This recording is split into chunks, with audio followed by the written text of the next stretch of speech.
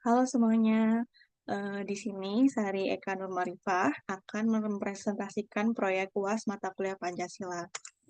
Daftar isi dari presentasi ini ada tujuan proyek, kemudian latar belakang, rumusan masalah, hasil temuan dan solusi, kemudian kesimpulan, dan yang terakhir adalah refleksi pribadi.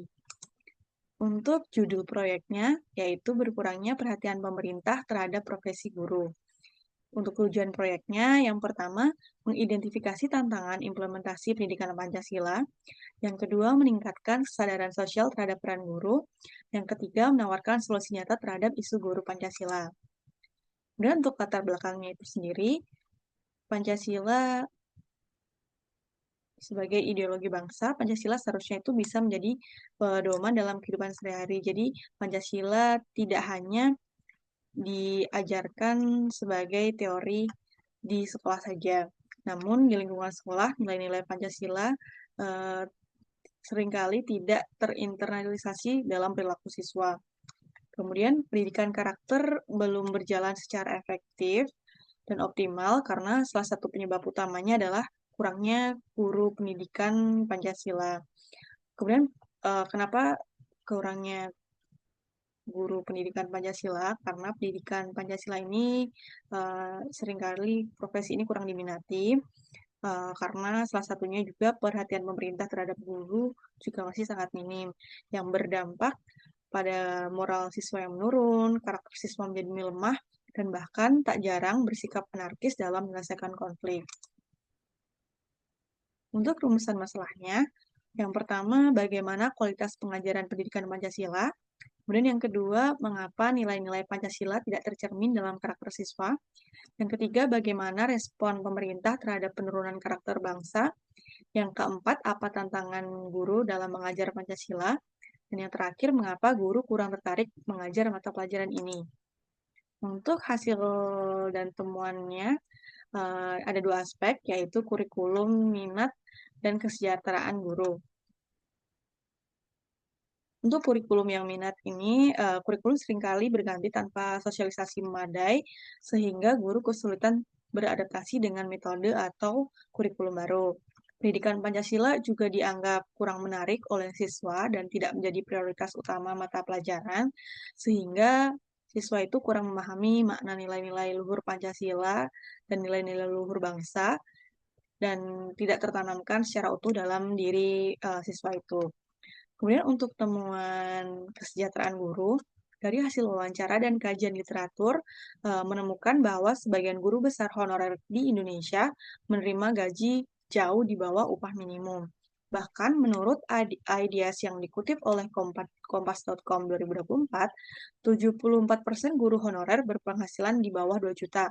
Dan bahkan 20,5% guru berpenghasilan di bawah 500.000. Hal ini menyebabkan banyak guru memiliki pekerjaan sampingan, sehingga fokus mengajar menjadi terganggu dan motivasi mengajar juga menurun. Solusi yang ditawarkan di sini adalah untuk aspek kurikulum dan minat, dalam bidang pengajaran, metode interaktif berbasis pengalaman siswa perlu dikembangkan agar nilai-nilai Pancasila itu lebih mudah dipahami dan diterapkan. Kemudian melakukan pelatihan khusus untuk guru pendidikan Pancasila. Kemudian sekolah harus membangun kolaborasi dengan komunitas agar pendidikan karakter bisa lebih menyatu dengan kehidupan masyarakat. Kemudian menghidupkan kembali nilai-nilai kebangsaan.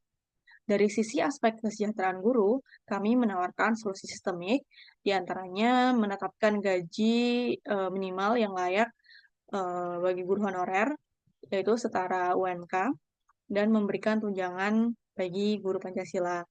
Kemudian melibatkan guru dalam perumusan kurikulum, serta menyediakan pelatihan yang memadai atau pelatihan intensif bagi guru.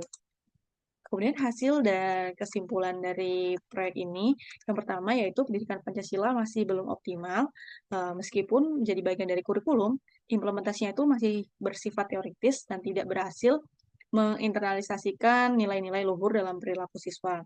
Kemudian perhatian terhadap guru, terutama guru Pancasila, masih sangat kurang. Yang tadi banyak guru masih menerima penghasilan atau gaji di bawah 500.000.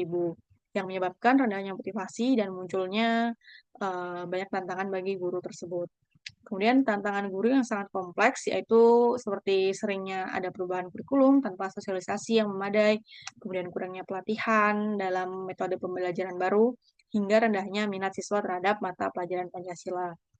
Dan yang terakhir yaitu solusi harus menyentuh dua aspek, yang pertama kurikulum dan minat belajar, dan kesejahteraan guru. Jadi untuk kurikulum dan minat belajar diperlukan pendekatan interaktif dan kontekstual, serta kolaborasi antara sekolah dan masyarakat untuk menumbuhkan kembali nilai kebangsaan.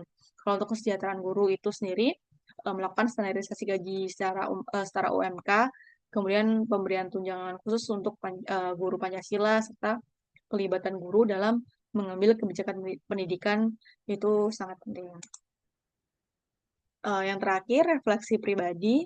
Sebagai individu yang terlibat dalam dunia pendidikan, saya itu menyadari bahwa krusialnya peran guru sebagai ujung tombak pembentukan karakter bangsa itu nyata ya. Namun kenyataannya mereka justru menjadi kelompok yang seringkali terabaikan. Melalui proyek ini, saya belajar bahwa perbaikan pendidikan tidak semata-mata soal kurikulum baru, tetapi soal kesejahteraan dan pemberdayaan guru. Jadi, saya harap saya dapat membuka wawasan dan terhadap fakta-fakta di lapangan yang sebelumnya luput dari perhatian saya. Jadi ke depannya saya bisa berkontribusi dan menyuarakan terkait isu ini. Ini referensi yang saya gunakan untuk proyek ini. Nah, mungkin itu saja. Sekian dari saya. Terima kasih atas perhatiannya. Wassalamualaikum warahmatullahi wabarakatuh.